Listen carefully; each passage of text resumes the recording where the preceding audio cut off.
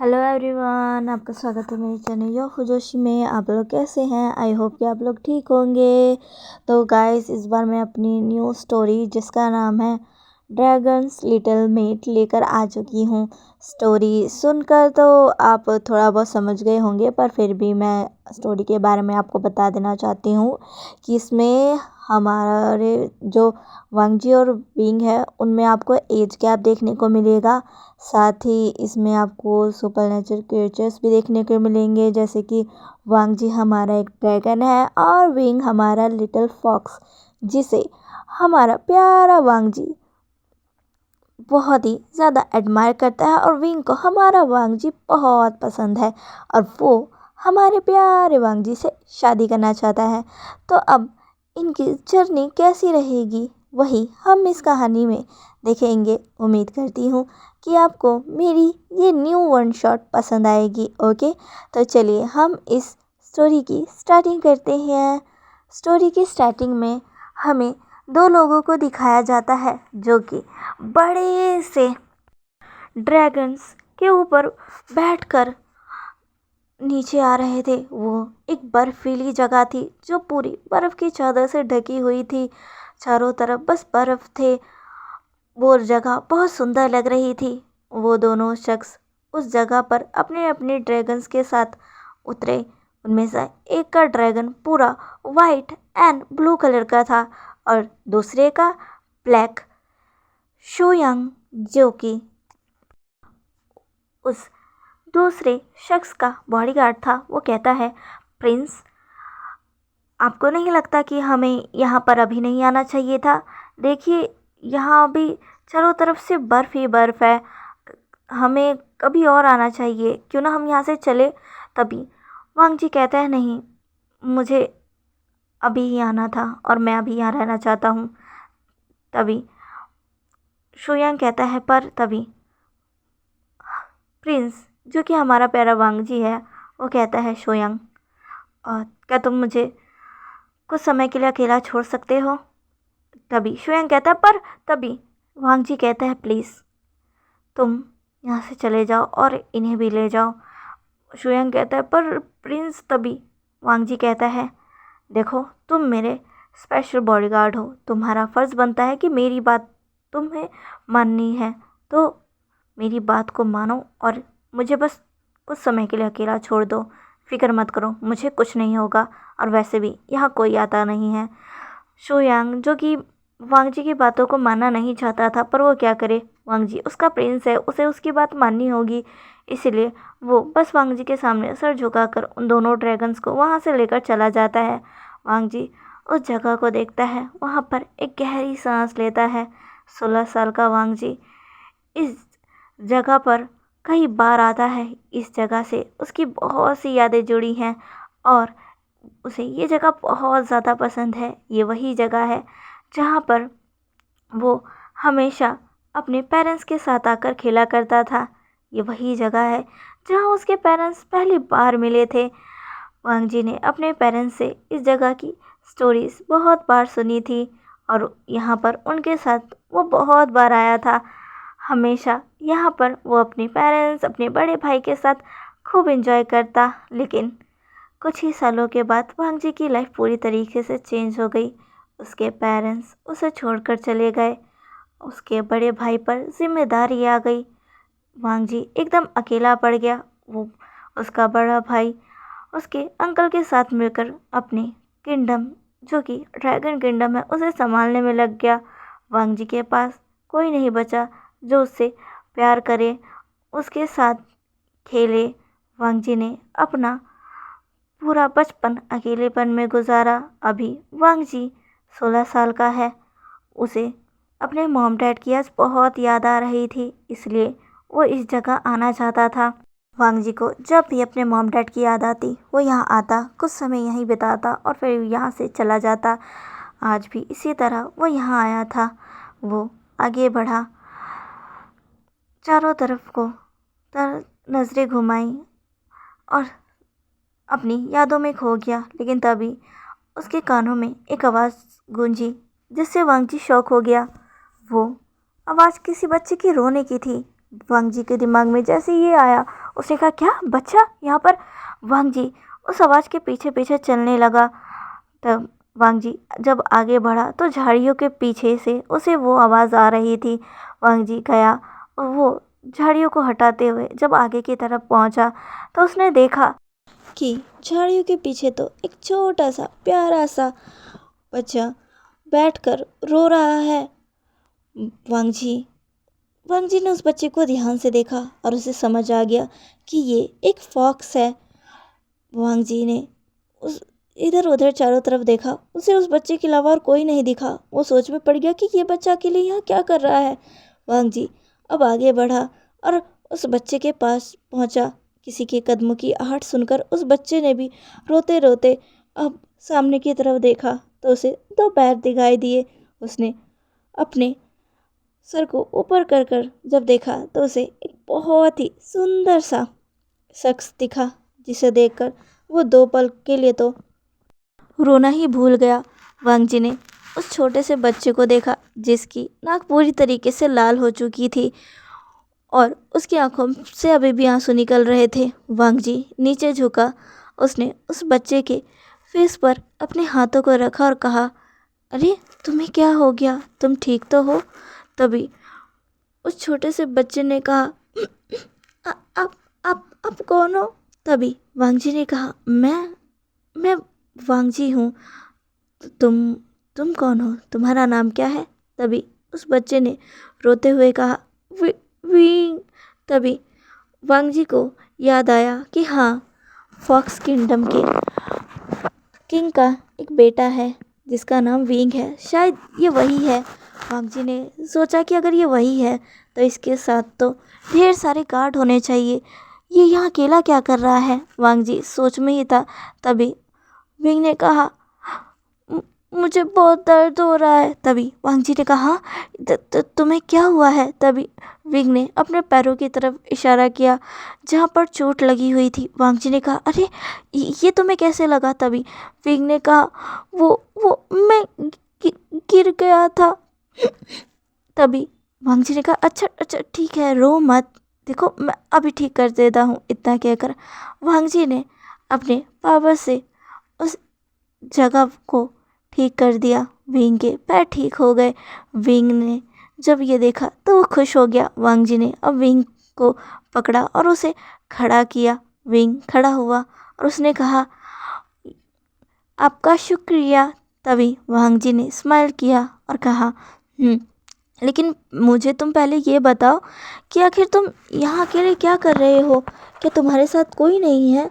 तभी विंग ने कहा, ऐसा नहीं है, मेरे साथ जे भी है, मेरा वो नकचड़ा भाई भी है और मेरे बहुत से दोस्त भी हैं। तभी वांग जी ने कहा, पर तुम तो मुझे यहाँ अकेले ही दिखाई दे रहे हो, बाकी सब कहाँ हैं? तभी विंग कहता है, पता नहीं। वांग जी ने कहा, क्या पता नहीं?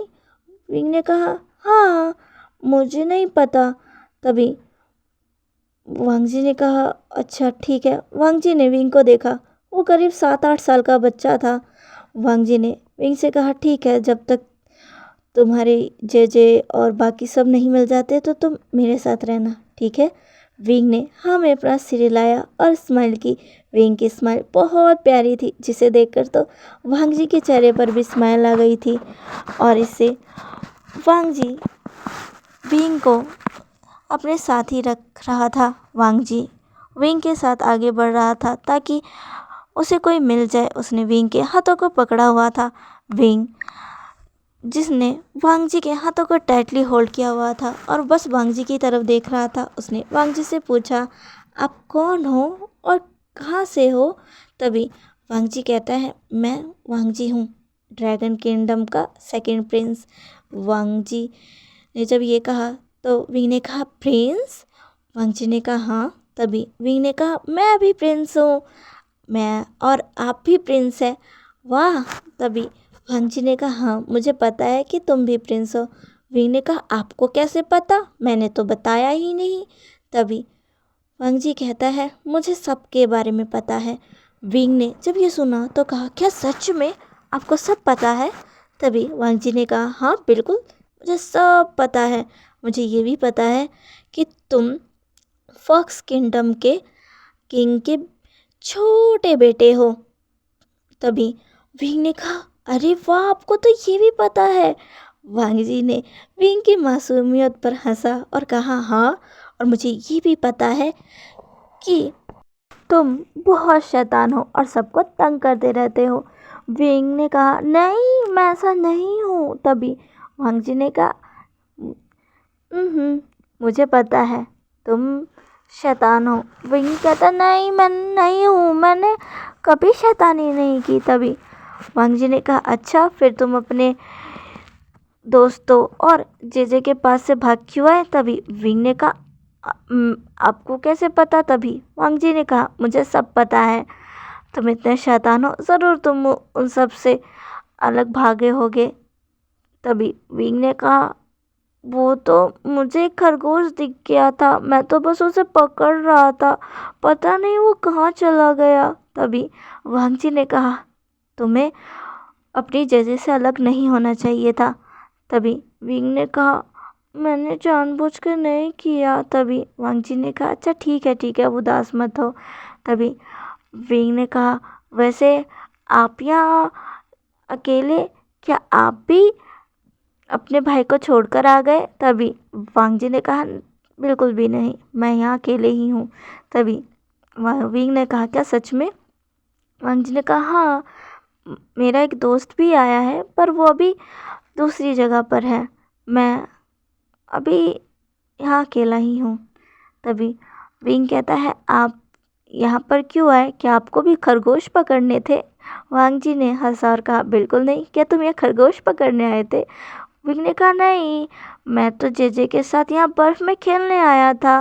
तभी वांग जी ने कहा, अच्छा। तभी विंग ने कहा, क्या आप भी खेलने आए थे? तभी वांग जी ने कहा, नहीं, मुझे बस यहाँ आना अच्छा लगता है। तभी विंग ने कहा, पर क्यों? क्या आपको ये जगह पसंद है? तभी वांग जी ने कहा, हाँ, तुम ऐसा कह सकते हो, मुझे ये जगह बहुत पसंद है। तभी विंग हंसते हुए कहता है, मुझे भी बहुत पसंद है, मैं हमेशा जेजे के साथ यहाँ आता हूँ। तभी वांग जी ने कहा, क्या सच में? विंग ने कहा, हाँ। तभी वो दोनों ऐसे ही बातें करते करते आगे बढ़ ही रहे थे। तभी एक आवाज़ सुनाई पड़ती है, विंग, विंग। तभी वांग जी सामने की तरफ देखता है तो सामने एक सुंदर सी लड़की, जिसने पर्पल कलर के हानफू पहने हुए थे, वो भागते हुए बस उन्हीं की तरफ बढ़ रही थी। उसके पीछे उसे छोटा एक शख्स जो कि गुस्से में आगे बढ़ रहा था, और उसके पीछे कुछ लोग जो कि बहुत ही परेशानी में आगे बढ़ रहे थे। वो लड़की आगे बढ़ी और सीधा विंग को हक कर लिया और कहा, विंग, विंग, तुम कहाँ चले गए थे? विंग, विंग, तुम ठीक तो हो ना? ठीक। तभी विंग कहता है, जे जे। तभी यानली जो कि विंग से कहती है, तुम आखिर हमें छोड़कर कहाँ चले गए थे? हाँ, मैंने तुम्हें कितना ढूंढा, पता है मैं कितना डर गई थी। तभी विंग कहता है, मुझे माफ़ कर दीजिए जे, मैं अगली बार से ऐसा नहीं करूँगा। तभी यानली कहती है, अगर तुमने किया ना तो देख लेना, मैं तुमसे इतना नाराज़ हो जाऊँगी कि तुमसे बात तक नहीं करूँगी। तभी विंग कहता है, मुझे माफ़ कर दीजिए जे, मैं अगली बार से ऐसा नहीं करूँगा। तभी यानली कहती है, हाँ। तभी यानी कि नज़र वांग जी पर जाती है, वो खड़ी होती है, वांग जी के सामने झुकती है और कहती है, आप आपका बहुत बहुत शुक्रिया, आपने मेरे भाई का ख्याल रखा। तभी वांग जी कहता है, अपने भाई का ख्याल रखिएगा फॉक्स राजकुमारी। तभी याली कहती है, आप? तभी वांग जी कहता है, मैं ड्रैगन किंगडम का सेकंड प्रिंस। तभी याली कहती है, ओह, प्रिंस लान वांग जी। तभी वांग जी कहता है, जी, मुझे ये उधर की साइड गिरा हुआ मिला था, इसे चोट लगी थी और ये रो रहा था। याली कहती, क्या विंग, तुम्हें चोट लगी है? तभी विंग कहता है, हाँ, लगी थी, पर हैंडसम प्रिंस ने सब ठीक कर दिया। वांग जी जब ये सुनता है तो वो कहता है, क्या हैंडसम प्रिंस? तभी विंग कहता है, हाँ। वांग जी जो कि बस स्माइल कर देता है। यानली कहती, तुम भी ना। तभी चैन चैन कहता है, विंग, क्या तुम्हें समझ नहीं आता है कि तुम्हें हमारे साथ रहना है? तभी विंग कहता है, जी आंचन, तुम मुझ पर क्यों चिल्ला रहे हो? जाओ, मुझे तुम्हारे साथ नहीं आना। मैं हैंडसम प्रिंस के साथ जा रहा हूँ। इतना कहकर वो वांग जी के पीछे आकर वांग जी के पैरों को पकड़ लेता है। वांग जी जो कि विंग को देखता है, तभी यानली कहती है, विंग क्या कर रहे हो? इधर आओ मेरे पास। इतना कहकर वो विंग को अपने पास ले आती है। तभी पीछे से सुयंग भी आ जाता है और कहता है, प्रिंस अब हमें चलना चाहिए, बहुत देर हो चुकी है। तभी सुयंग को देखकर वांग जी कहता है, "अ, ठीक है।" वांग जी अब यानली को देख के कहता है, ठीक है प्रिंसेस, मैं चलता हूँ। तभी विंग कहता है, फिर से ज़रूर आइएगा। गगा, मैं आपको फिर से देखना चाहता हूँ। अगली बार हम दोनों मिलकर खेलेंगे। तभी वांग जी कहते हैं, ज़रूर। इतना कहकर वो वहाँ से चला जाता है। वांग जी जो कि विंग को लेकर अब वहाँ से वापस आ जाती है। उस दिन के बाद से विंग के दिलो दिमाग में वांग जी की एक अलग ही छवि थी, एक सुंदर हैंडसम प्रिंस जो कि बहुत अच्छा है। विंग को तब से वांग जी बहुत ज़्यादा पसंद आने लगा। विंग और वांग जी उस दिन के बाद से कई और बार मिले। जब भी मिले विंग ने वांग जी के साथ खूब मस्ती की। विंग को पाकर पता नहीं क्यों पर वांग जी का वो खोया हुआ बचपन जैसे उसे वापस मिल रहा हो, उसे ऐसा लग रहा था। वांग जी भी विंग के साथ उसकी मस्ती में शामिल होता, विंग के साथ वो खेलता, समय बिताता और ऐसे ही दिन बीत रहे थे। एक रोज़ जब वांग जी अपने रूम में था और किताबें पढ़ रहा था, तभी उसके पास एक डिसिपल आता है जो कि कहता है कि उसे उसके अंकल और भाई के सामने अभी ही प्रेजेंट होना है।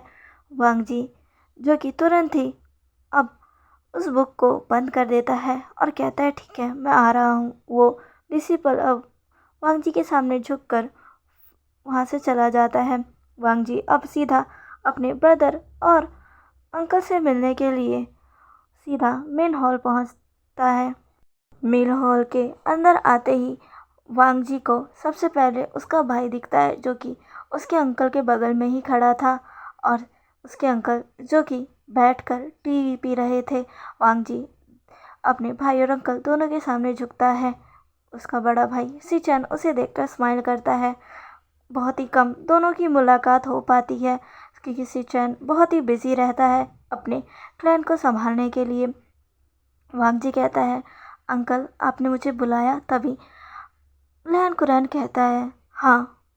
तभी वांग जी कहता है, जी अंकल कहिए, क्या मेरे लिए कुछ काम है आपके पास? तभी लैन कुरैन कहता है, हाँ वांग जी, मैंने तुम्हें आज एक बहुत बड़ी चीज़ बताने के लिए तुम्हें यहाँ बुलाया है।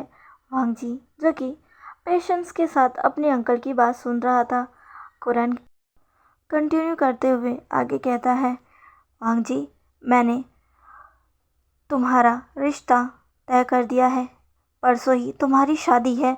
जैसे ही वांग जी ये सुनता है वो एकदम शॉक। वांग जी कहते कि क्या? तभी वांग जी बहुत ही हैरान था ये सुनकर कि उसके अंकल ने उसका रिश्ता तय कर दिया। वांग जी कहता है, क्या? तभी कुरैन कहता है, हाँ वांग जी, और तुम्हें ये जानकर बहुत खुशी होगी कि जिस शख्स से मैंने तुम्हारा रिश्ता तय किया है वो कोई आम पर्सन नहीं है। वांग जी तुम सच में बहुत खुश नसीब हो, मैं तुम्हारे लिए बहुत खुश हूँ। वांग जी कहता है, पर अंकल। तभी कुरैन कहता है, वांग जी मैं उम्मीद करता हूँ कि तुम मेरे किए गए फैसले पर कोई सवाल नहीं उठाओगे। तभी वांग जी कहता है, जी अंकल, पर आखिर वो है कौन? तभी तभी कुरैन वांग जी की तरफ देखकर स्माइल करते हुए कहता है, वो फॉक्स क्लैन से है। वांग जी ये सुनकर और ज़्यादा शॉक, क्या फॉक्स क्लैन? तभी कुरैन कहता है, हाँ वांग जी, वो फॉक्स क्लैन से है। तुम तो जानते ही हो फॉक्स प्राइड मिलना कितनी खुश नसीबी की बात होती है, और अगर फॉक्स और ड्रैगन एक जोड़े में बंध गए तो तुम जानते ही हो हमारी पावर कितनी ज़्यादा बढ़ जाती है। इसलिए हर ड्रैगन चाहता है कि उसकी ब्राइड एक फॉक्स ब्राइड हो, लेकिन हर किसी के नसीब में फॉक्स ब्राइड नहीं होती क्योंकि फॉक्स अपना पार्टनर खुद चुनती हैं। और वांग जी मुझे बहुत खुशी हो रही है कि एक फॉक्स ने तुम्हें चुना है। वांग जी कहता है क्या? तभी कुरैन कहता है हाँ वांग जी, परसों मैं तुम्हारे साथ साथ तुम्हारे भाई, तुम दोनों की ही शादी अब फॉक्स किंगडम में करवा रहा हूँ। तुम्हारे भाई की शादी भी एक फॉक्स से ही हो रही है, फॉक्स क्लैन की राजकुमारी यानली। मैंने वहाँ जाकर सिचैन के लिए बात की थी ताकि मुझे उनकी राजकुमारी यानली का हाथ मिल सके। अगर सिचैन और वो एक जोड़े में आ गए तो हमारा क्लैन और भी ज़्यादा मजबूत और पावरफुल हो जाएगा। लेकिन देखो, मैं वहाँ गया था तुम्हारे भाई के लिए, लेकिन मुझे तुम्हारे लिए भी एक प्राइड मिल गई।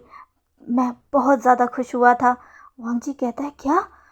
वांग जी को याद था, वो जानता है फॉक्स क्लैन के बारे में। वहाँ पर तो फॉक्स क्लैन के किंगडम में फॉक्स क्लैन के किंग की सिर्फ 3 ही औलाद है, जिसमें से 2 ओमेगा और 1 अल्फा है। पहले और दूसरे दोनों ओमेगा से वो मिल चुका है।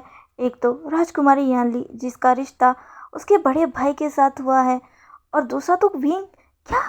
वांग जी अपने अंकल से कहता है क्या क्या वो विंग? तभी कुरैन कहता है क्या तुम उसे जानते हो? वांग जी कहते हैं हाँ, हम मिले भी हैं।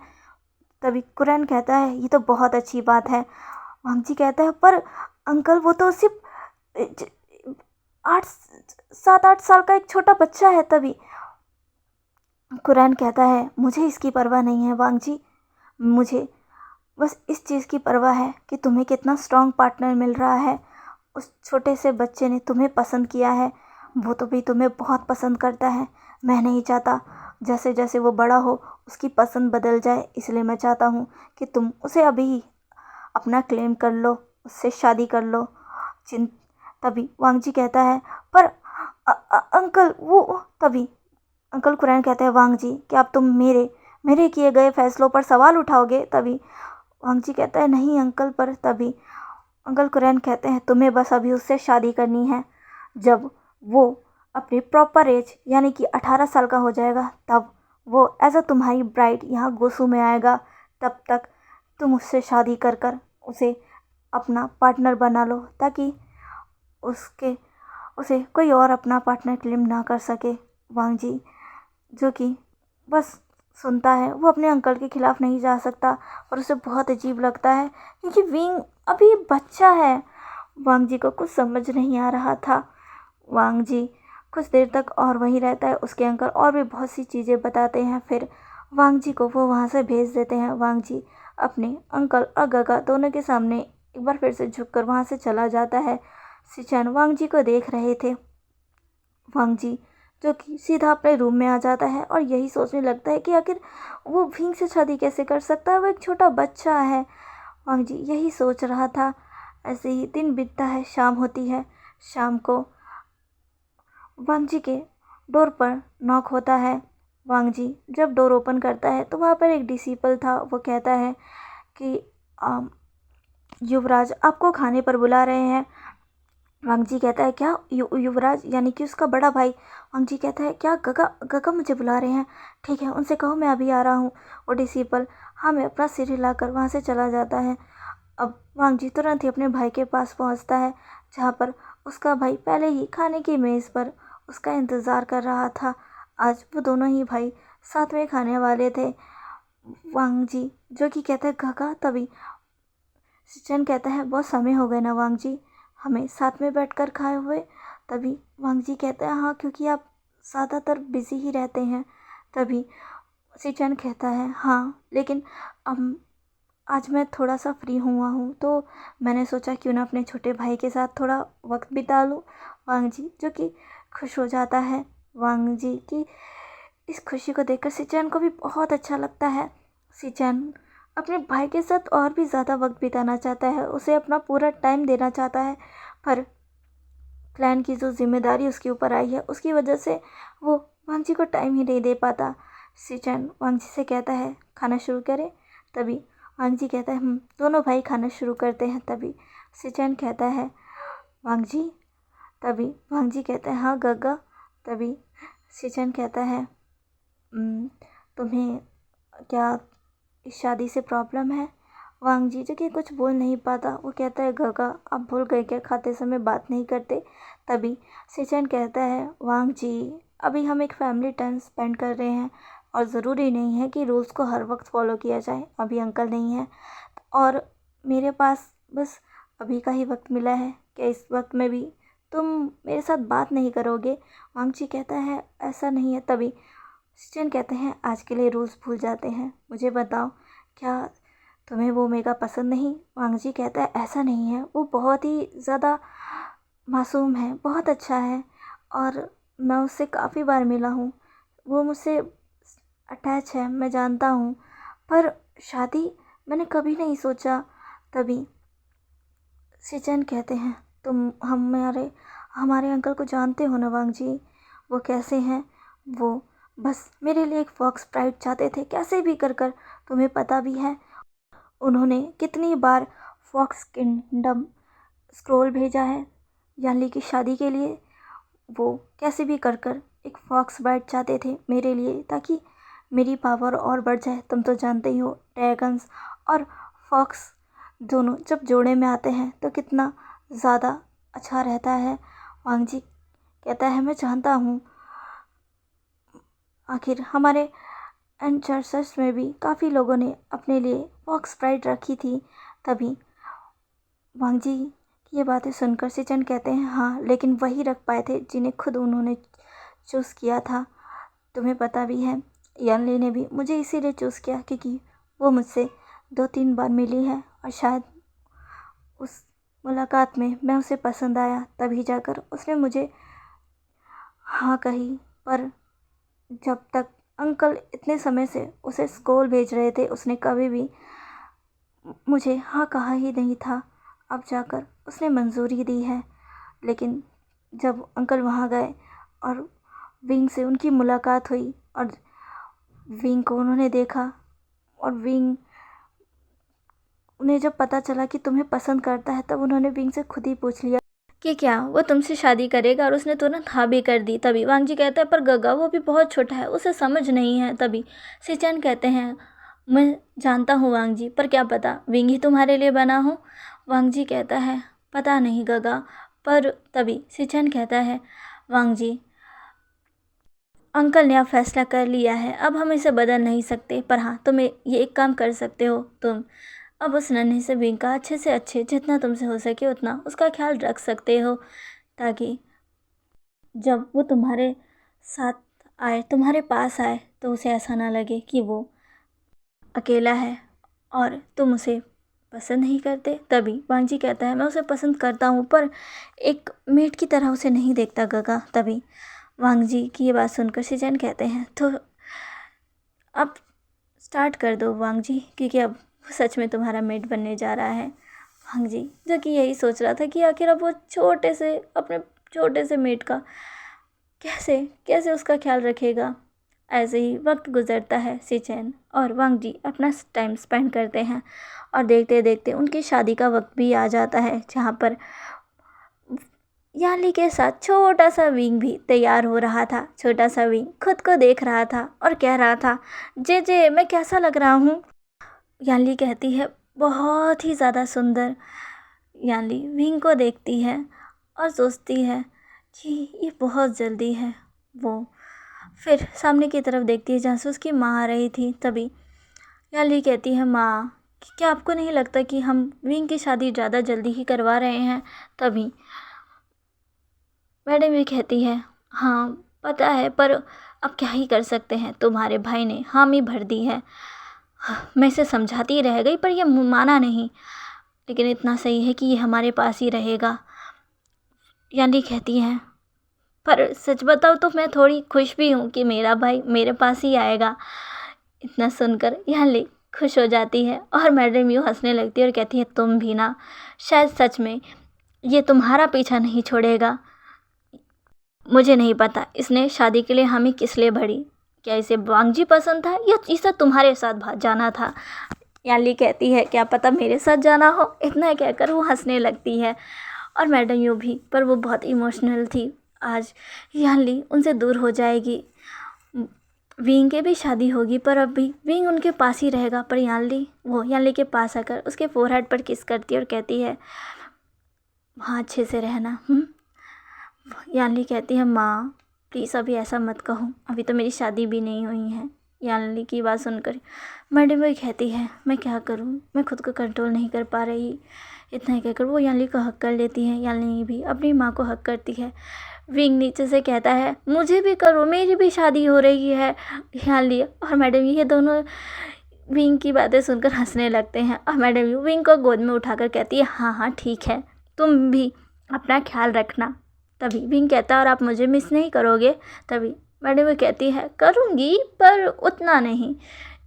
विंग कहता है जे मैडम कहती है ओहो ठीक है, मैं तुम्हें भी बहुत मिस करूँगी पर जब तुम जाओगे, अभी तो तुम मेरे पास हो ना। तभी विंग कहता है तो जे भी तो यहीं रहेंगी ना। विंग की बातें सुनकर मैडम यानली कुछ भी नहीं कहते हैं। ऐसे ही अब ड्रैगन क्लैन से सारे लोग वहाँ आ जाते हैं। उनके सारे डिसिपल, सारे एल्डर्स, कुरैन, सिचैन, वांगजी सभी वहाँ पहुँच चुके थे।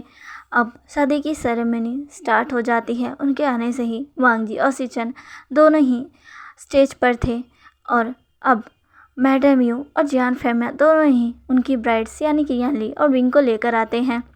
विंग तो छोटा सा प्यारा सा ब्राइड था जो कि वेल से खेल रहा था। वो कह रहा था बाबा इसे हटाओ ना, मुझे कुछ नहीं दिख रहा, मुझे भी लैना और गगा को देखना है, मुझे देखना है उन्हें, जो हटाओ इसको।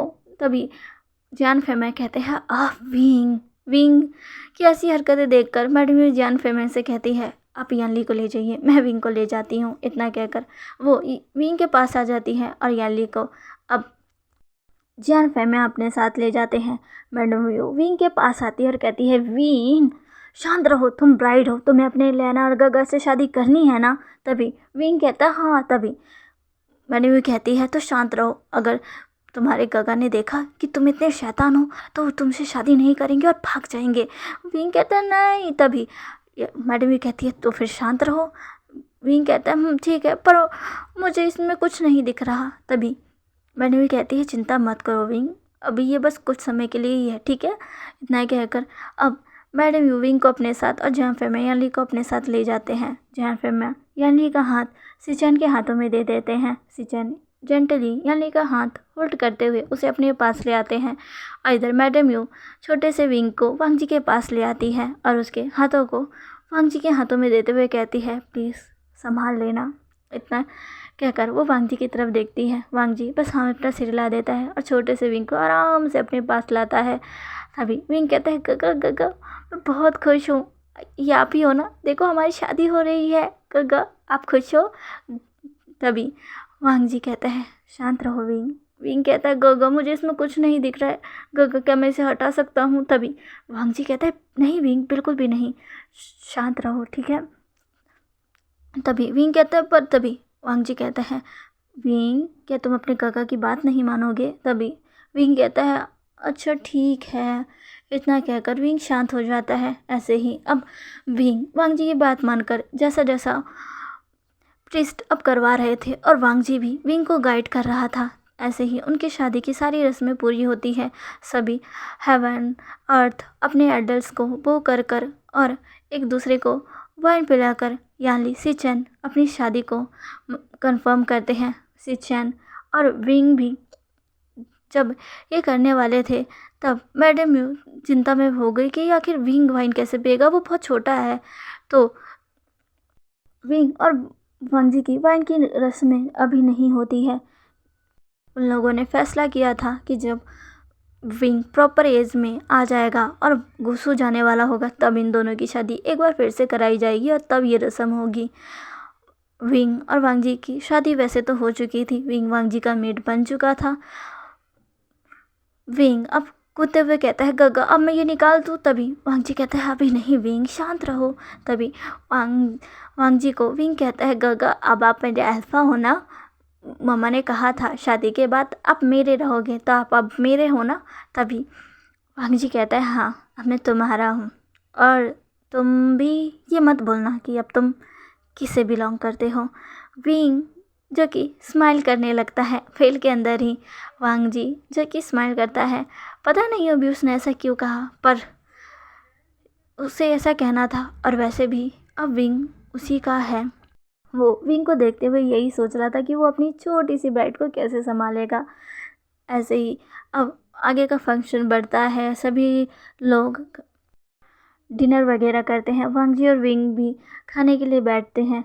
विंग को पेल में से कुछ दिखाई नहीं दे रहा था, वो कैसे खाए उसे समझ नहीं आ रहा था। तभी वांग जी उसे अपने हाथों से खिलाता है और विंग वांग जी के हाथों से ही खाता है। वांग जी को विंग की केयर करते देखकर जियान फेमे और मैडम यू को राहत मिलती है कि उन्होंने अपने विंग को सही हाथों में सौंपा है। ऐसे ही सारी रस्में होती है और अब बारी आती है यानली की गुसू जाने की। मैडम यू बहुत रो रही थी यानली को हक करते हुए और कह रही थी कि वो वहाँ अपना ख्याल रखे। यानली की बहुत याद आएगी। यानली भी अपनी माँ की बात मानकर हमें अपना सिर हिलाती है। अपने वो बाबा से मिलती है, फिर अपने छोटे भाई जियान चैंग से। विंग जो कि वेल के अंदर से ही सब कुछ देख रहा था, वो अपनी माँ से कहता है, माँ मुझे भी जाना है। सिर्फ जेजे क्यों जा रही है, मेरी भी तो शादी हुई है ना। तभी मैडम भी कहती है, नहीं विंग, अभी तुम बहुत छोटे हो, जब तुम बड़े हो जाओगे तो तुम भी एक दिन हमें छोड़कर चले जाओगे, बिल्कुल अपनी जेजे की तरह। तभी विंग कहता है, क्या? तभी मैडम ये कहती है, अभी तुम नहीं जाओगे। तभी विंग कहता है, पर जे तभी मैडम ये कहते हैं विंग। तभी वांग जी विंग के पास आता और कहता है, चिंता मत करो विंग, एक दिन मैं आकर तुम्हें यहाँ से ले जाऊँगा। विंग जो कि कहता है, पर गगा मुझे आपके साथ रहना है। वांग जी कहता है, विंग क्या तुम मेरी बात नहीं मानोगे? अब मैं तुम्हारा अल्फ़ा हूँ ना, और अभी अल्फ़ा होने के नाते मैं अपने ओमेगा से कह रहा हूँ, यानी कि मैं तुमसे कह रहा हूँ कि तुम अपने अल्फ़ा की बात सुनो, जैसा मैं कह रहा हूँ वैसा ही करो। तुम अभी अपने माँ बाबा के साथ ही रहो, एक दिन मैं तुम्हें ज़रूर लेने आऊँगा। तभी विंग कहता है, पर आप मुझसे मिलने आते रहोगे ना? वांग जी कहता है, हाँ बिल्कुल। इतना कहकर वांग जी विंग के फोरहेड पर किस करता है और कहता है, जल्द ही मिलेंगे। इतना कहने के बाद वो अपने गगा और अपनी शाओजी के साथ वहाँ से चला जाता है। विंग की आंखों में आंसू थे, क्योंकि उसे तो वो लेकर ही नहीं गए। विंग बहुत रोया था उस दिन। मैडम ने उसे शांत किया था। ऐसे ही वक्त बीतने लगता है। अब यानली चली गई थी, इसलिए विंग के पास कोई था नहीं जो उसे उस बर्फीली पहाड़ी पर लेकर जाए जहाँ पर वो वांग जी से मिलता था। इस वजह से विंग और वांग जी कई सालों तक नहीं मिले थे। लगभग अपनी शादी के 5 साल तक वांग जी और विंग नहीं मिले थे। विंग और वांग जी हमेशा ही खत से बातें करते रहते। विंग जो कि वांग जी के खत का हमेशा ही इंतज़ार करता रहता और वांग जी भी विंग को हमेशा खत भेजता रहता। कई बार विंग ने भी वांग जी को खत भेजा, जिसे पढ़कर वांग जी को भी बहुत अच्छा लगा। अपनी शादी के 5 साल बाद जब फाइनली यानली को बेबी हुआ था, हाँ यानली को उसकी शादी के 5 साल बाद ही बेबी हुआ था।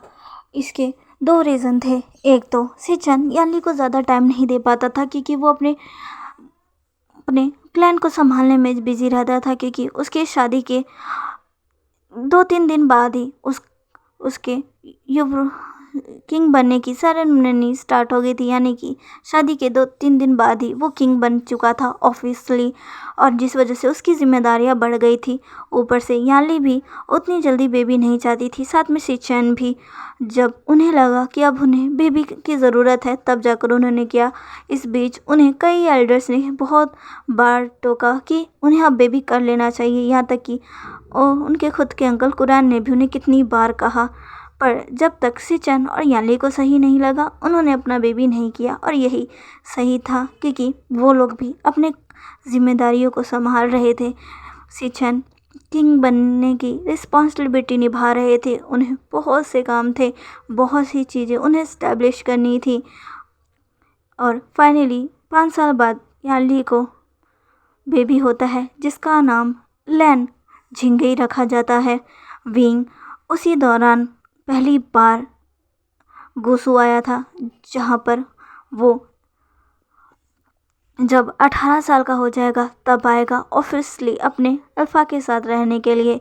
विंग जब गुस्सू आया था तब वांग जी को देखकर वो बहुत खुश हुआ था। इतने समय बाद उसने वांग जी को देखा था। वांग जी अब और भी ज़्यादा बड़ा हैंडसम हो गया था। वांग जी वांग जी इस वक्त 20-21 साल का था और काफ़ी ज़्यादा लंबा हो चुका था। विंग वांग जी के पास भाग कर आता और कहता है, गगा आप तो और ज़्यादा सुंदर और लंबे हो गए हो। तभी वांग जी विंग को देखते हुए कहता है, और तुम भी तो और ज़्यादा बड़े और खूबसूरत हो गए हो। तभी विंग शर्माते हुए कहता है, मेरा अल्फा बहुत सुंदर है। इतना सुनते ही वांग जी के भी गाल लाल हो जाते हैं। क्या कहा विंग ने?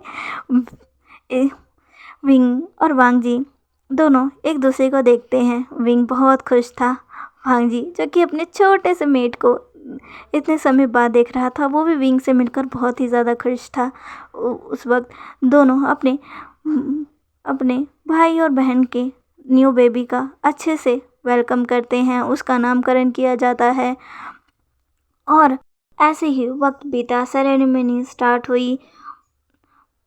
यानली और सिचेन के बेबी का नामकरण किया गया। विंग और वांग जी दोनों ने ही अपने भाई बहनों के बेबी का स्वागत किया और एक दूसरे के साथ भी टाइम स्पेंड किया, जहाँ पर वांग जी ने विंग को गुस्से दिखाया और यहाँ तक कि अपना रूम भी, जिसे देखने के बाद विंग शर्माते हुए कहता है, तो जब मैं यहाँ आऊँगा तो हम यहीं रहेंगे।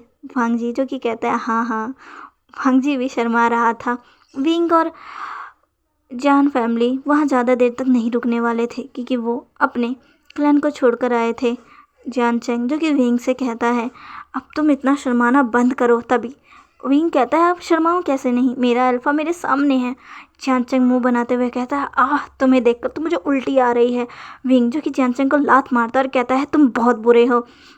पता नहीं कौन वो बदनसीब ओमेगा होगा जिसके अल्फा तुम बनोगे। वाह। जानचंग कहता है, मुझे किसी भी ओमेगा की ज़रूरत नहीं है। इतना कहकर वो मुंह फेर लेता है। विंग और जानचंग बस ऐसे ही लड़ते रहते थे। उनका वक्त ऐसे ही बीतता है। विंग जब वापस जाने वाला था तो उसकी आंखों में फिर से आंसू थे, जिसे देखकर वांग जी कहता है, तुम क्यों रो रहे हो विंग? विंग कहता है, मुझे आपके साथ नहीं जाना। अब तो मैं बड़ा हो गया हूँ, अब मैं यहाँ आ सकता हूँ, मुझे आपके साथ रहना है गगा। तभी वांग जी कहता है, विंग अभी तुम्हें जाना होगा। तुम एक दिन यहाँ ज़रूर आओगे और जब आओगे तब तुम्हें अपनी पूरी ज़िंदगी यहीं मेरे साथ ही बितानी है। अभी तुम्हें अपने माँ बाबा के साथ रहना चाहिए। विंग की जब वांग जी की ये बातें सुनता है तो कहता है, पर मैं आपके साथ रहना चाहता हूँ। या वांग जी कहता है, विंग मेरी बात को समझो। मैंने कहा ना, जब तुम पूरी तरीके से बड़े हो जाओगे तो मैं खुद तुम्हें लेने आऊँगा। वांग जी की ये बात सुनकर विंग कहता है, पर तब तक तो बहुत वक्त हो जाएगा, मैं आपसे मिलूँगा कैसे? तभी वांग जी कहता है, ये भी बात है। तभी विंग कहता है, गगा क्या आप उस पहाड़ी पर वापस नहीं आ सकते जहाँ हम मिला करते थे? तभी वांग जी कहता है, पर विंग वहाँ तो तुम अपनी जेजे के साथ आते थे ना? तभी विंग कहता है, हाँ पर जब मैं छोटा था और दी जेजे के जाने के बाद वहाँ नहीं आ पाया। मैं जब नहीं आ पाया तो आप भी नहीं गए क्या? तभी वांग जी कहता है, ऐसी बात नहीं है, गया था पर वहाँ मन नहीं लगा। विंग कहता है, पर क्यों? तभी वांग जी स्माइल करते हुए कहता है, क्योंकि वहाँ मेरा ये लिटिल मेट नहीं था ना। जैसे ही विंग ये सुनता है वो ब्रश करने लगता है और कहता है, तो फिर हम वहीं मिलते हैं ना? वांग जी कहता है, क्या? तभी विंग कहता है, हाँ अब मैं बड़ा हो चुका हूँ, अब मैं वहाँ अकेले आ सकता हूँ, तो हम क्या वहीं मिले? वांग जी कहता है, पर तभी विंग कहता है, प्लीज़ ना गगा प्लीज़, क्या आप मुझसे मिलना नहीं चाहते? तभी वांग जी कहता है, अच्छा ठीक है। इतना कहकर विंग को वांग जी देखता है।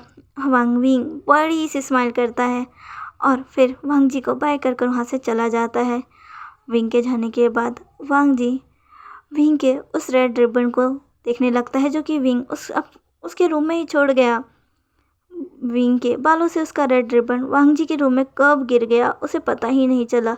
अभी वांग जी अब उस रेड रिबन को देखकर विंग को याद ही कर रहा था और विंग को याद करने के साथ ही उसके चेहरे पर स्माइल भी आ जाती है। अब ऐसे ही दिन बीतने लगे थे काफ़ी महीनों तक। वांग जी और विंग नहीं मिले, वो सिर्फ चिट्ठियों में बातें कर रहे थे, जिसमें विंग ने कई बार वांग जी से कहा कि वो वांग जी से मिलना चाहता है, वहीं पर जहाँ पर वो पहली बार मिले थे, जिस पर वांग जी ने हमेशा विंग को कहा कि अभी वो नहीं मिल सकता। पर एक बार विंग अपनी चिट्ठी में वांग जी को कहने लगा कि नहीं, अब उसे मिलना ही है। क्या वो उसे मिलना नहीं चाहता? क्या वो पसंद नहीं करता विंग के? जब इतना कहने पर वांग जी सोचता है और फिर विंग को हाँ कह देता है।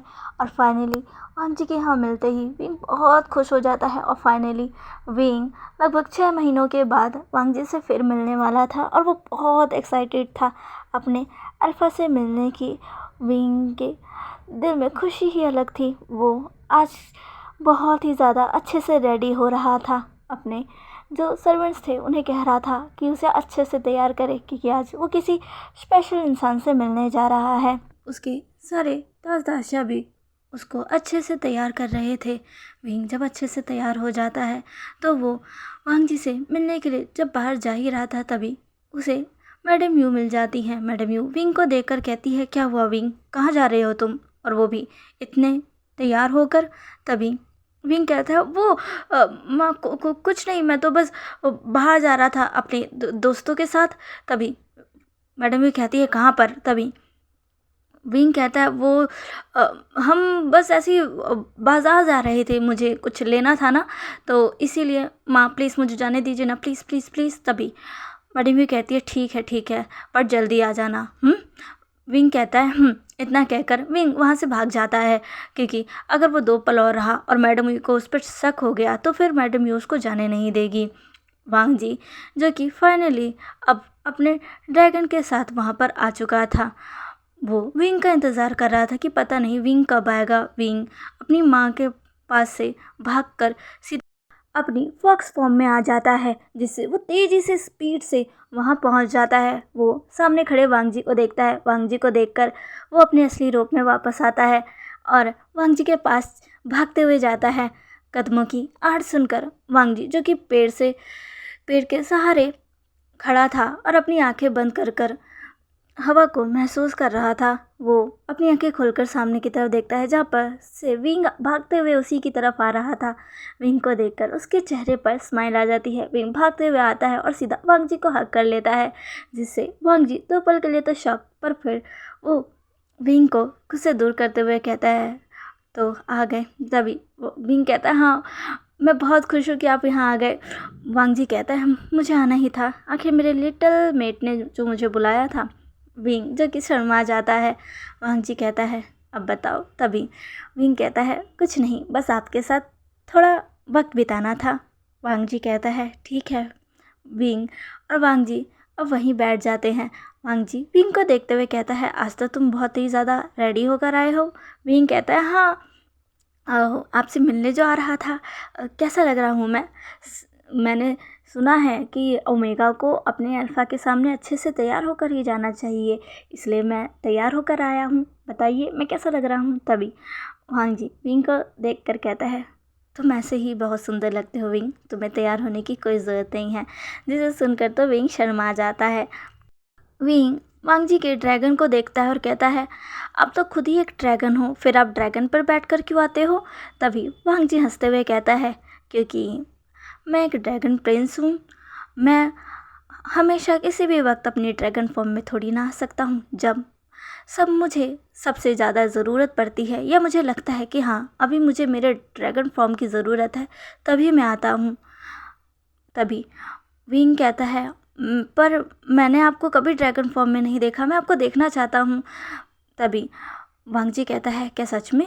विंग कहता है, हाँ आप कैसे ड्रैगन हो? तभी वांग जी कहता है, मैं एक प्योर ब्लू ड्रैगन हूँ, जिसके उड़ने से चारों तरफ बिजली की तरह लाइट एमिट होती है। मुझे सब लाइटनिंग ड्रैगन भी कहते हैं। विंग कहता है, क्या सच में? तभी वांग जी कहता है, हाँ जब वक्त आएगा तो मैं तुम्हें ज़रूर दिखाऊंगा। विंग कहता है, क्या क्या सच में? वांग जी कहता है, हाँ। तभी विंग कहता है, पर मैं तो अभी देखना चाहता हूँ। तभी वांग जी कहता है नहीं, वक्त आने दो, जब वक्त आएगा तो मैं तुम्हें अपनी ड्रैगन फॉर्म भी दिखाऊंगा और तुम्हें अपनी सवारी भी करवाऊंगा। विंग कहता है क्या सच में? वांग जी कहता है तभी वांग जी कहता है अगर अभी तुम चाहो तो तुम मेरे इस ड्रैगन की सवारी कर सकते हो। विंग कहता है क्या सच में? तभी वांग जी कहता है क्या तुम करना चाहोगे? विंग कहता है हाँ बिल्कुल। वांग जी अब स्माइल करता है, विंग के हाथों को पकड़ता है और उसे पकड़कर ड्रैगन पर बैठा देता है, उसके पीछे बैठ जाता है और फिर अपने ड्रैगन को हाथों से इशारा करता है। उसका ड्रैगन जैसे ही हवा में उड़ता है, विंग कसकर वांग जी को हक कर लेता है और कहता है नहीं मुझे डर लग रहा है। तभी वांग जी कहता है चिंता मत करो, तुम्हारे साथ मैं हूँ। वांग जी अब विंग को टाइटली होल्ड करता है और जब वो दोनों बादलों के बीच थे तब वांग जी कहता है विंग अपनी आंखें खोलो और चारों तरफ देखो, देखो कितना सुंदर नज़ारा है। वहाँ विंग डरते डरते अपनी आंखें खोलता है तो देखता है वो बादलों के बीच में है। वो सच में उसे बहुत अच्छा लगता है ये नज़ारा। विंग कहता है वाह ये तो सच में बहुत सुंदर है, हम तो बादलों के बीचों बीच हैं। वांग जी कहता है हाँ बिल्कुल, क्या तुम्हें पसंद आया? विंग कहता है बहुत ज़्यादा, थैंक यू अल्फा। इतना कहकर विंग वांग जी को दोबारा हक करता है। वांग जी भी इस बार विंग को हक करता है। ऐसे ही दोनों उस ड्रैगन पर काफ़ी देर तक उड़ते हैं। फिर विंग कहता है अब मुझे जाना होगा। वांग जी उसे नीचे उतार देता है। विंग वांग जी को देखता है और कहता है आप मुझसे फिर मिलने आएंगे ना? वांग जी कहता है अब हम अक्सर मिला करेंगे। विंग कहता है क्या सच में? वांग जी कहता है विंग अब बहुत ही ज़्यादा खुश हो जाता है। वो दोनों डिसाइड करते हैं कि महीने में एक बार वो दोनों एक दूसरे से मिलेंगे, क्योंकि रोज़ रोज़ तो मिलना पॉसिबल नहीं है, तो हर मंथ एक बार तो वो मिलेंगे ही मिलेंगे। विंग को इससे ऑब्जेक्शन था क्योंकि वो वांग जी से हर बार मिलना चाहता था, पर वांग जी ने कहा कि वो क्लैन का राजकुमार है और जैसे जैसे वो बड़ा हो रहा है उसके ऊपर भी रिस्पॉन्सिबिलिटी आ रही है। वो भी अपने भाई की हेल्प कर रहा है और राज्य को संभालने में, सारी चीज़ों को मैनेज करने में, जिसके लिए बहुत वक्त लग जाता है। वांग जी का कभी तो टाइम ही नहीं मिलता, इसलिए वो मंथ में एक बार विंग से मिलने ज़रूर आएगा और वो पूरा दिन वांग जी विंग के साथ ही बिताएगा, जिसे सुनकर विंग बहुत ही ज़्यादा खुश हो गया था। उसके बाद विंग और वांग जी हर मंथ एक बार तो मिलते ही थे। ऐसे ही वक्त बीत रहा था। विंग और वांग जी दोनों बड़े हो रहे थे। फाइनली जब विंग 18 साल का होने वाला था, उससे कुछ समय पहले विंग और वांग जी फिर से मिलते हैं। वो दिन आ ही जाता है। विंग बहुत ही ज़्यादा खुश था पर बहुत ही ज़्यादा नर्वस, क्योंकि आज बारिश हो रही थी। विंग जो कि कुछ समय बाद ही 18 का हो जाएगा और वो फिर वांग जी के साथ ही रहेगा, वो बहुत खुश था। और आज वो लोग फिर मिलने वाले थे। विंग अच्छे से तैयार हो चुका था, लेकिन बाहर का मौसम देखकर विंग बहुत ही डरा हुआ था कि कहीं वांग जी आया नहीं तो। विंग जो कि बहुत सोचता है, पर उसे वांग जी से मिलना था, इसलिए वो भरी बारिश में ही चला जाता है। वांग जी वो भी वहाँ पहुँच चुका था। इस बार वो खुद आया था, अपने ड्रैगन को साथ नहीं लाया था क्योंकि बहुत बारिश हो रही थी। वांग जी उसी पेड़ के नीचे खड़ा था और विंग का इंतज़ार कर रहा था। वो भी सोच रहा था क्या विंग आएगा या वो इस बारिश की वजह से अपने घर ही रहेगा। पर वांग जी को याद आता है कि इन सालों में विंग हर बार आता है, वो कभी नहीं रुकता। और अब वांग जी को भी विंग से प्यार हो चुका है और वो भी विंग के बगैर रह नहीं पाएगा। विंग भी वांग जी के बगैर रह नहीं सकता। वांग जी विंग का वहाँ वेट करने लगता है। तभी उसे एक आवाज़ आती है लैंज़ैन। जैसे ही वांग जी सामने की तरफ देखता है, विंग अपने कपड़ों को उठाकर भागते हुए भरी बारिश में वांग जी के पास आ रहा था। वांग जी विंग को देखता कहता है विंग। वो विंग के पास भाग कर जाता है। विंग भाग कर आता है और दोनों एक दूसरे को टाइटली हक करते हैं। दोनों काफ़ी देर तक एक दूसरे को हक किए रहते हैं। वांग जी विंग से कहता है मुझे तो लगा था क्या पता तुम ना आओ। तभी विंग कहता है ऐसा कैसे हो सकता है कि मैं अपने अल्फ़ा के लिए ना आऊँ, मुझे तो आना ही था ना अल्फ़ा। वांग जी स्माइल करता है। फिर वो दोनों ही पेड़ के नीचे जाकर बैठ जाते हैं। वांग जी कहता है पर सच बताओ तो तुम्हें आने की ज़रूरत नहीं थी, अब कुछ टाइम बाद ही तुम 18 के हो जाओगे और फिर मैं तुम्हें ऑफिशियली अपने साथ अपना मेट बनाकर यहाँ तुम्हारे घर से ले जाऊँगा। विंग जो कि स्माइल करता और कहता है मैं भी उसी दिन का इंतज़ार कर रहा हूँ अल्फ़ा। इतना कहकर वो आगे बढ़ता है और वांग जी को किस कर लेता है। वांग जी भी विंग की कमर से टाइटली उसे पकड़कर उसे वहीं पर पैशनेट किस करने लगता है। वांग जी को अभी भी विंग और उसकी फर्स्ट किस याद है, जब विंग 16 साल का था और वांग जी विंग से मिलने आया था। तब अचानक से ही बारिश स्टार्ट हो चुकी थी और दोनों ही भागते हुए उसी पेड़ के नीचे आए थे, लेकिन इस बीच वो लोग एक दूसरे के काफ़ी क्लोज आ गए थे। एक दूसरे की ब्रीथिंग वो साफ साफ सुन सकते थे। वांग जी विंग एक दूसरे की तरफ देखते हैं। उस दिन अचानक से विंग ने आगे बढ़कर वांग जी के लिप्स पर एक पैट किया, जिससे वांग जी शॉक। वांग जी ने कहा, ये तुम क्या कर रहे हो विंग? तभी विंग कहता है, अल्फ़ा मैं आपको ओमेगा हूँ, क्या अब मेरा इतना भी हक नहीं? वांग जी कहता है पर। तभी विंग कहता है, मैं ये करना चाहता था, क्या आप मुझे करने नहीं देंगे? क्या आपको ये पसंद नहीं आया? वांग जी कहता है, ऐसा नहीं है। तभी विंग कहता है, तो फिर प्लीज़ मुझे किस करिए ना, मैं आपको किस करना चाहता हूँ। वांग जी कहता है पर विंग कहता है, प्लीज़ अल्फ़ा। वांग जी उस टाइम विंग की आंखों में देखता है। वो उस आंखों में इतना खो जाता है कि वो खुद पर कंट्रोल नहीं रख पाता और आगे बढ़कर विंग के लिप्स पर अपने लिप्स को टिका देता है और विंग भी वांग जी को किस करने लगता है। और वांग जी भी उस दिन फर्स्ट टाइम वांग जी ने विंग को किस किया था। वो किस बहुत लॉन्ग थी और थोड़ी मैशी, क्योंकि दोनों को ही किस करना नहीं आता था। उस दिन के बाद से जब भी वो दोनों मिले हैं, उन दोनों ने एक दूसरे को किस किया है और आज भी वो दोनों अपनी उस किस में ऐसे डूबे हैं जैसे फर्स्ट टाइम वो दोनों एक दूसरे को किस कर रहे हो। वांग जी विंग को खुद से दूर करता और कहता है, मुझे अब बिल्कुल भी इंतज़ार नहीं हो रहा तुम्हें अपने साथ ले जाने का, अब मैं खुद को कंट्रोल नहीं कर पाऊँगा। विंग शर्माता और कहता है, तो मैंने कब रोका है? वांग जी कहता है, जानता हूँ, पर मैं नहीं चाहता कि मैं अभी कुछ करूँ। तुम्हें पूरी तरह अपने साथ अपना मीट बनाकर, अपना ओमेगा बनाकर अपने क्लैन ले जाऊंगा और तब मैं तुम्हें पूरी तरीके से अपना क्लेम कर लूँगा। विंग जो कि स्माइल करता और कहता है, मैं कब से बस इसी दिन का इंतज़ार कर रहा हूँ अल्फ़ा। वांग जी कहता है, मैं भी, अब बस कुछ दिन और। विंग कहता है, हाँ बस कुछ दिन और। विंग और वांग जी काफ़ी देर एक दूसरे की बाहों में ऐसे ही रहते हैं, तब तक जब तक बारिश न रुक जाए। बारिश रुकने के बाद वांग जी कहता है, अब तुम्हें जाना होगा। विंग कहता है, हाँ पर मन नहीं कर रहा। वांग जी कहता है, मेरा भी तुम्हें भेजने का मन नहीं कर रहा विंग, पर तुम्हें जाना होगा ताकि जब तुम आओ तो फिर कभी ना जाओ। विंग हंसता है और कहता है, हाँ। थोड़ी देर ऐसे ही रहने के बाद विंग कहता है, अब मैं जा रहा हूँ अल्फ़ा। वांग जी कहता है, अगली बार जब मैं तुम्हारे पास आऊँगा तो तुम्हें अपने साथ ले जाऊँगा और काफ़ी समय तक तुम्हें तुम्हारे क्लैन नहीं आने दूँगा। विंग जब इतना सुनता है तो वो हंसने लगता है।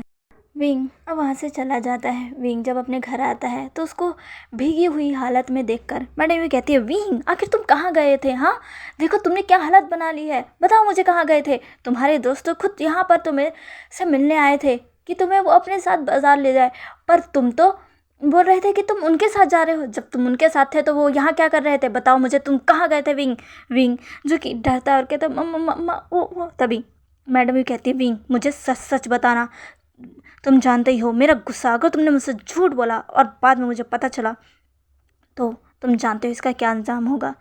विंग जो कि बहुत डरता है और डरते डरते सारी बातें अपनी माँ को बता देता है कि वो अपने अल्फ़ा से मिलने गया था। बट ये सुनती है और कहती है, विंग क्या कर रहे हो तुम? देखो मैं जानती हूँ कि तुम वांग जी को बहुत पसंद करते हो और तुम कुछ समय ही बाद ही 18 के होने वाले हो, फिर तुम्हारी शादी हो जाएगी, तुम उसके पास ही चले जाओगे, ऐसे अपने अल्फ़ा से मिलना। तभी विंग कहता है, माँ वो मेरा अल्फ़ा है, क्या मैं उससे मिल भी नहीं सकता? तभी मैडम भी कहती है, मिल सकते हो पर ऐसे छुप छुप के। तभी विंग कहता है, आप तो उससे मेरी क्लाइंट बुलाओगी नहीं ना मुझे वहाँ जाने दोगी, तुम अब हमें छुप के ही मिलना पड़ेगा ना।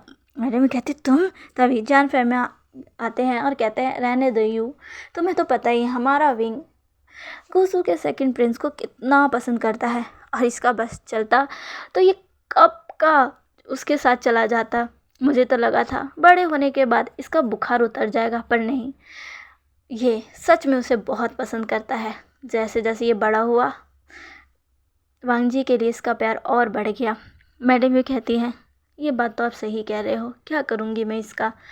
हाँ, पता नहीं, कभी कभी मुझे ऐसा लगता है ये अगर चला गया तो फिर यहाँ वापस नहीं आएगा। विंग कहता है, हाँ आपने बिल्कुल सही कहा, आपने मुझसे मेरे अल्फ़ा को दूर रखा ना, देख लेना मैं जब उसके साथ जाऊँगा तो यहाँ बिल्कुल नहीं आऊँगा, अपने अल्फ़ा के साथ ही रहूँगा। इतना कहकर विंग वहाँ से भाग जाता है। मैडम ये कहती है, तुम। विंग के जाने के बाद मैडम यू विंग को देखती ही रहती है और कहती है, ये भी ना। तभी जान फिर मैं कहते हैं, वीर यू अब इसे दिल पर मत लो, तुम जानती हो ना वो बच्चा है और वो हमसे दूर नहीं रह सकता, जब वो जाएगा तो देख लेना उसे खुद हमारी याद आएगी। तभी मैडम भी कहती है, जैसे इसकी हरकतें हैं मुझे तो नहीं लगता। जान फैमिली इस बात पर हंसने लग जाते हैं। विंग अपने रूम में आता है, चेंज करता है और वांग जी के ही ख्यालों में खो जाता है। उधर वांग जी भी ऐसे ही दिन बीत रहे थे और फाइनली विंग 18 साल का हो जाता है। 18 साल के होने के बाद गुस्सू से उसके लिए स्क्रॉल भी आ जाता है कि अब विंग को हमारे क्लैन आना ही होगा।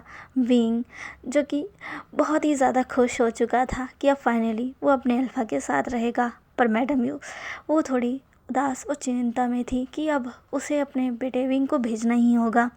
पर ये तो सच्चाई है, एक ना एक दिन तो विंग को जाना ही था। मैडम यू अब अपने फीलिंग्स को साइड में रखकर अब विंग की विदाई की तैयारी करने लगती है। विंग जो कि बहुत ही ज़्यादा खुश था और उसके लिए तरह तरह के कपड़े आ रहे थे, वो सबको देख रहा था। उसे अपने शादी के दिन बहुत अच्छा दिखना है।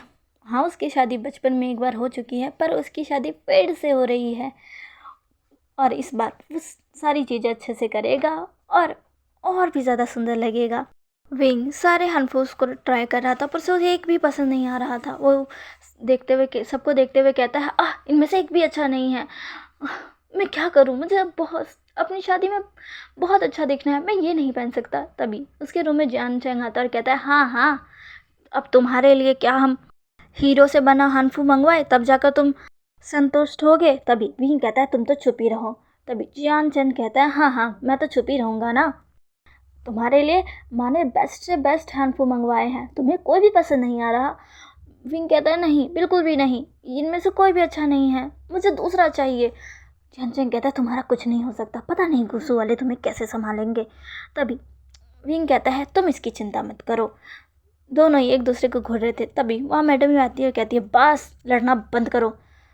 तभी दोनों अपनी माँ की तरफ देखते हैं और उसके साथ खड़ी उस लेडी की तरफ, यानी कि अपनी प्यारी बहन यानली को देखते ही दोनों भाई यानली के पास जाते हैं और यानली को करते कहते हैं, जे जे यानली, जो कि हंसती और कहती है, विंग मैं तुम्हारे लिए बहुत खुश हूँ। विंग कहता है, मुझे तो पता ही नहीं था आप आ रही हो। तभी यानली कहती है, हाँ क्योंकि मैंने बताया ही नहीं था। तभी विंग कहता है, आप यहाँ पर, आपको तो गुस्सू में होना चाहिए था ना, अपने अल्फ़ा के छोटे भाई की शादी की तैयारी करनी चाहिए थी। तभी याली कहती है, हाँ हाँ मुझे पता है मुझे क्या करना था, पर मैं यहाँ एक चीज़ तुम्हें देने आई हूँ। विंग कहता है, क्या। तभी याली इशारा करती है, कुछ सर्वेंट एक बड़ी सी थाल में विंग के लिए एक बहुत ही प्यारा हैंडफुल लेके आते हैं। विंग कहता है, ये कितना सुंदर है। तभी याली कहती है, तुम्हें अपनी शादी में यही पहनना है, ये तुम्हारे लिए खास कर वांग जी ने भिजवाया है। विंग कहता है, मेरे अल्फ़ा की पसंद कितनी अच्छी है। जियान चंग आइज़ रोल करते हुए कहता है, जब तुम्हें तुम्हारी अल्फ़ा के ही पसंद का हनफू पहनना था तो इतने सारे हनफू मंगवा कर हमारा टाइम क्यों वेस्ट किया। विंग जियान चंग को घूरता है। तभी मैडम में कहती है, बस विंग तुम्हें ये हनफू पसंद है ना, तुम यही पहनना, ठीक है। विंग कहता है, हाँ वो तो मैं पहनूंगा ही। कहकर विंग हंसते हुए वो ले लेता है। अब ऐसे ही दिन बीतते हैं और फाइनली विंग की शादी का दिन भी आ जाता है, जहाँ पर वांग जी विंग को लेने के लिए आ चुका था। वो इस समय स्टेज पर था और विंग को उसकी माँ लेकर आ रही थी। विंग आगे बढ़ रहा था और वो बहुत ही ज़्यादा खुश और इमोशनल भी हो रहा था, क्योंकि फिर आज के बाद वो अपने क्लैन से दूर हो जाएगा। विंग चलते हुए अपनी माँ से कहता है, माँ। तभी मैडम भी कहती है, तभी विंग कहता है, आई एम सॉरी। तभी मैडम भी कहती है, क्यों। तभी विंग कहता है, मैंने कहा था कि मैं यहाँ कभी नहीं आऊँगा, पर सच बोलूँ तो मुझे आप लोगों की बहुत याद आएगी। मैडम यू भी इमोशनल हो जाती है और कहती है, बस अभी इमोशनल होने का वक्त नहीं है। और हाँ, यहाँ से जाने के बाद ये मत समझना कि यहाँ से तुम्हारे रिश्ते टूट गए, जब चाहो तब आ जाना, तुम्हारा ही घर है। विंग स्माइल करता है, उसकी आंखों से आंसू निकल जाते हैं। मैडम यू विंग का हाथ वांग जी के हाथों में दे देती है और कहती है, इसका ख्याल रखना, थोड़ा नादान है। वांग जी स्माइल कर कर हमें अपना सिर हिला देता है। विंग और वांग जी एक बार फिर एक दूसरे के सामने थे और एक बार फिर उन्होंने एक दूसरे को देखकर हेवन अर्थ और एक दूसरे के सामने सर झुकाकर अपनी बाउस लिए और शादी को कंप्लीट किया। वाइन पीकर उन दोनों ने ही मैरिज को क्लेम कर दिया। और फिर सारे सेलिब्रेशन के बाद वक्त आता है विंग को गुस्सू भेजने का, जहाँ पर मैडम यू विंग को हक करते हुए कहती है, मैंने जो कहा था वो याद रखना। विंग कहता है, विंग बहुत रो रहा था। विंग अब जियान चंग के पास जाता है और उसे कस कर गले लगा लेता है। जियान चंग भी विंग को कस कर गले लगाता है और कहता है, तुम एक ट्रबल मेकर हो, जब देखो तब ट्रबल ही क्रिएट करते हो। वहाँ ऐसा कुछ मत करना, बहुत सख्त नियम है वहाँ तुम्हें कोई बचाने नहीं आएगा। तभी विंग कहता है, वहाँ जे है वो मुझे बचा लेंगी, तुम मेरी चिंता मत करो। जियान चंग कहता है, तुम्हारा कुछ नहीं हो सकता। दोनों रोते रोते एक दूसरे से ऐसा कह रहे थे, जिसे देखने के बाद बाकी लोग हंसने भी लगे थे। ऐसे ही विंग अपने फादर के गले लगता है और फिर यान ली उसे अपने साथ ले जाती है और कैरेज के अंदर बैठा देती है और खुद भी विंग के साथ बैठ जाती है। विंग सबको बाय करता है और फिर वहाँ से चला जाता है। 3 घंटे बाद सभी गुस्सू पहुँच जाते हैं। गुस्सू पहुँचने के बाद कुछ और रिचुअल्स थे जो उन्होंने किए। वांग जी के मदर और फादर के ग्रेव के पास गए और सारे एल्डर्स के सामने उन्हें बुलाया गया। सारे एल्डर्स ने उन्हें बधाइयाँ दी और फिर रात में विंग को वांग जी के रूम के अंदर भेज दिया गया। विंग आराम से बैठा था और फाइनली वांग जी वहाँ आ चुका था। अंदर आने के बाद वांग जी विंग के चेहरे पर वो वेल उसे तुरंत ही हटा देता है, क्योंकि वो कब से विंग का प्यारा सा चेहरा देखना चाहता था। वेल हटाने के बाद उसे विंग का सुंदर सा चेहरा दिखता है, जो कि बहुत ग्लो कर रहा था। वांग जी उसे देखकर देखता ही रह जाता है। विंग वांग जी को देखता और कहता है, कैसा लग रहा हूँ मैं अल्फा? वांग जी कहता है, बहुत सुंदर। इतना कहकर वो आगे बढ़ता है। तभी विंग कहता है, अभी नहीं। वांग जी कहता है, क्यों विंग? तभी विंग कहता है, अल्फा क्या मैं आपसे कुछ मांगूँ? तभी वांग जी कहता है, हाँ। विंग कहता है, मैं अभी इस वक्त वहीं जाना चाहता हूँ। वांग जी कहता है, अभी? तभी विंग कहता है, हाँ, मेरा बहुत मन कर रहा है। वांग जी कहता है, अगर तुम ऐसा चाहते हो तो ठीक है। वांग जी और विंग को अपने गार्डन एरिया साइड पर लेकर आता है और कहता है, चलो हम यहाँ से चलते हैं। विंग कहता है, पर कैसे? तभी वांग जी कहता है, तुम्हें याद है, तुम्हें मैंने एक दिन कहा था कि मैं तुम्हें अपना ड्रैगन फॉर्म दिखाऊंगा और तुम्हें अपनी पीठ पर भी बैठाऊंगा। विंग कहता है, हाँ। वांग जी कहता है, तो आज ही वो दिन है। अब तुम पूरी तरीके से मेरे हो चुके हो, मेरे मेट, और अब मैं तुम्हें खुद वहाँ लेकर जाऊँगा। इतना कहते ही वांग जी तुरंत अपनी उस लाइटलिंग ड्रैगन फॉर्म में आ जाता है। वांग जी को उसके ड्रैगन फॉर्म में देखकर विंग तो मैस्मराइज हो जाता है। विंग देखिए वांग जी की तरफ बढ़कर उसे हाथ लगाते हुए कहता है, आप बहुत सुंदर हो अल्फा। वांग जी कहता है, अब मेरे ऊपर बैठो। विंग जाकर वांग जी के ऊपर बैठता है और उसको कसकर पकड़ लेता है। वांग जी उड़ते हुए विंग को वहीं ले आता है जहाँ वो दोनों अक्सर मिला करते थे। विंग नीचे उतरता है। नीचे जैसे ही विंग उतरता है, वांग जी भी अपने ह्यूमन फॉर्म में आ जाता है। विंग आसमान की तरफ देखते हुए कहता है, आसमान कितना सुंदर लग रहा है ना अल्फा। वांग जी विंग को पीछे से हक करते हुए कहता है, पर तुमसे ज़्यादा नहीं। विंग बहुत ही ज़्यादा शर्मा जाता है और कहता है, आप भी ना। वांग जी और विंग जो कि साथ में ही वहीं पर बैठ जाते हैं, कुछ देर तक आसमान को देखते हैं। फिर वांग जी विंग को किसिस करने लगता है उसकी नेक पर। विंग जो कि स्माइल करता है कहता है, अल्फा। तभी वांग जी कहता है, आज नहीं, आज तो मैं तुम्हें छोड़ने वाला नहीं हूँ। आज हमारी स्पेशल रात है और आज पूरी तरीके से मैं तुम्हें क्लेम करने वाला हूँ। इतना कहकर वो आगे बढ़ता है और वहीं पर विंग को किसिस करने लगता है। किसके द्वारा उसके क्लॉथ रिमूव करता है और फाइनली अपनी एक्टिविटी को स्टार्ट करता है और विंग को अपना ओमेगा क्लेम करता है। विंग भी वांग जी को अपना अल्फा क्लेम कर लेता है और ऐसे ही उनकी एक्टिविटी वो होल नाइट चलती है। जब विंग पूरी तरीके से थक जाता है तो वांग जी उसी के ऊपर लेटा हुआ था और विंग कहता है, अल्फा। वांग जी कहता है वांग जी बात सुनकर विंग कहता है अब बेस्ट हो। वांग जी स्माइल करता और कहता है सिर्फ तुम्हारे लिए। विंग हंसता है। कुछ देर ऐसे रहने के बाद वांग जी विंग को उठाकर वहाँ से ले जाता है और अपने रूम में वापस लाकर विंग को अच्छे से क्लीन कर बेड पर लेटाकर उसे हक करते हुए सो जाता है। तो कैसी लगी आपको मेरी ये छोटी सी प्यारी सी स्टोरी? हाँ, प्लीज़ मुझे ज़रूर बताइएगा। ओके, उम्मीद करती हूँ कि आपको ये पसंद आएगी। अगर ये स्टोरी आपको पसंद आए तो प्लीज़ मेरे चैनल को लाइक शेयर एंड कमेंट तो ज़रूर कीजिएगा और प्लीज़ प्लीज़ प्लीज़ मेरे चैनल को सब्सक्राइब ज़रूर कर लीजिएगा। ओके, और हाँ, नई स्टोरी के लिए आप मुझे सजेशन भी दे सकते हैं। ओके, मिलते हैं अपनी न्यू स्टोरी के साथ। बाय।